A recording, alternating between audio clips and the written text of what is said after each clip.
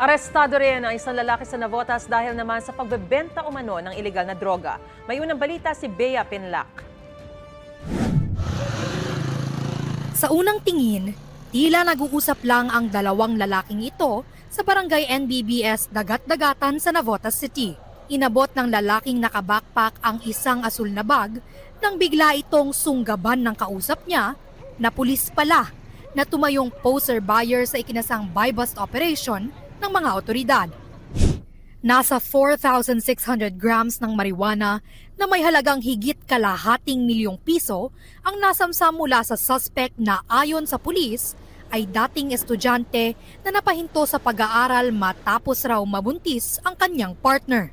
Itong taong to, nagkaroon lang siya ng pagkakataon na sumabak sa ganyan noong huminto siya ng pag-aaral. Base sa aming impormasyon, nagkaroon po siya ng kinakasama na sa ngayon ay nagdadalang tao. So, kailangan niya po ng pagkakakitaan. Nanginig-nginig pa ang mga kamay ng suspect nang kausapin siya ng GMA Integrated News, pero ang tanging nasabi lang niya, No. ayon sa pulisya, baguhan pa lang sa pagtutulak ng droga ang suspect. Nagbebenta umano siya ng marijuana hindi lang sa Navotas, kundi pati na rin sa Caloocan, Malabon at Valenzuela. Actually po, in-order po niya yan galing pang Mountain Province. So, may contact siya ron.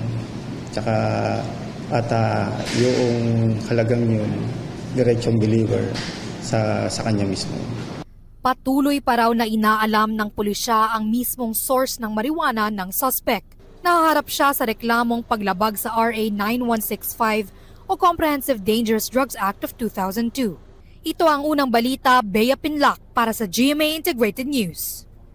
Mga kapuso, para una ka sa mga balita, mag-subscribe sa GMA Integrated News sa YouTube. Sa mga kapuso abroad, subaybayan niyo po kami sa GMA Pinoy TV at sa www.gmanews.tv.